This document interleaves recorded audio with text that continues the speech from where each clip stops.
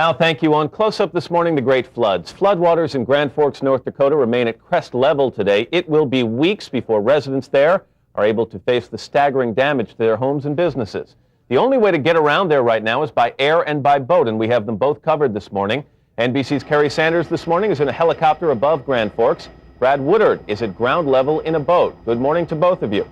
Good morning. Kerry, let's start with you. What are you seeing this morning? Well, the president is gone, but what remains is the water. As we take you down outside, you can see the extent of the floodwaters. The river has crested at 54 feet, and they believe that's about where it's going to be, 26 feet above flood stage. The bad news is it really hasn't changed much from yesterday. And as we take you through here, you can see, you can hardly even see a road. If you look a little bit along there, you can see sort of a line that may look like a road. That's actually some of the sandbags. As we take you down into the neighborhoods, you can see how deep this water really is. In some cases, level homes. As you said, it could take 2, maybe 3 weeks before people get a chance to return to their homes. One of the problems is there really is still concern about fires. There was a fire overnight. The fire department was able to get to the fire and douse the flames, but not until it actually gutted the interior of the home. Kerry? They're unsure, yeah. Can you give me an idea of the size of the area we're talking about? If you were to take Grand Forks and put it at the center of a circle, how large an area extends from that center? Well, I mean, you're talking miles here. What I think we can do here is, let's just take this home right here with the roof, and what we'll do is we'll pull out, okay? And we will bring the camera completely out here and sort of reveal to you the extent of what is really a huge lake at this point. I mean, it just continues and continues. We'll bring it all the way out, and then as we bring it out, we're just gonna swing the camera around. And as we turn the camera around and pan around, you will see that this just continues from neighborhood to neighborhood, throughout downtown, beyond downtown. And one of the things to point out, unlike many areas in this country, this is isolated in the sense that there are not a lot of suburbs surrounding this area. So the people who have been flooded out of their homes don't have another place to go to, really, because there aren't homes out there to go to. I mean, they can go to Fargo, which is about 2 hours away. Let's keep it coming around there, you'll see. Well, Kerry, let me do this. Let me leave you for 1 second and go down to Brad Woodard, who is in a boat in Grand Forks, North Dakota this morning. Brad, how do things look at water level? Well, Matt, it's like being in a third world country here in Grand Forks today. There is very little electricity. There is no running water for drinking, bathing, or toilet use.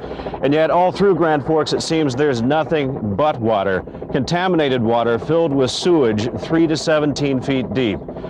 It is now believed that the Red River has crested at about 54 feet, 26 feet above flood level. That's the good news, believe it or not. The bad news, the river is expected to remain at or near crest level for a week or so, which means it could be a number of weeks before the 50,000 residents who've been evacuated from their homes are able to return to their homes. Brad, we talked about President Clinton visiting that area on Tuesday along with James Lee Witt of FEMA. Has their visit helped the spirits of people there at all?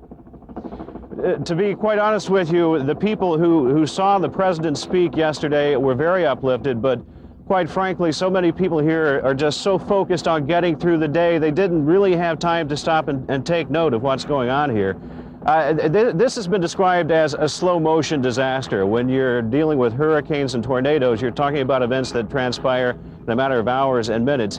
This really began last November with the first blizzard, followed by record snowfall, 115 inches of snowfall, and this is the end result. Brad, what about the buildings? When you get close to these buildings and you take a good look at them, does it appear that they can be salvaged, or will the water damage be so severe that they'll have to be torn down and people will have to just start over? It's really difficult to assess that right now. Damage is estimated in the hundreds of millions of dollars, but until the water recedes, and that will be some time, there's no way to get a firm handle on how severe the damage is. Now, some of the buildings that have caught fire downtown, historical buildings, are going to have to be torn down because they're completely gutted, bombed out. In fact, they brought in the wrecking ball yesterday. You have to keep in mind here, we're not just talking about homes that are underwater, but businesses in a town of 50,000 people. Businesses that are not generating revenue, which means the residents here are not generating income. And getting those businesses back on their feet is among the top priorities here right now. Brad, let me go back up to Kerry Sanders in the chopper. Kerry, you're obviously landing in that chopper at an Air Force base or an airport nearby. That would be the way that a lot of the supplies coming into that area would arrive. Are you seeing those supplies? We are seeing some of those supplies. Most of them are coming into the Air Force Base. Believe it or not, the commercial airport is still operating here. As we take you back outside, as we look at this area, we heard them talk about the businesses. The problem is that when these businesses do get the opportunity to reopen, their employees won't be able to come back to work because they're going to have to be working on their homes. This river, it's important to note, flows north, unlike most rivers.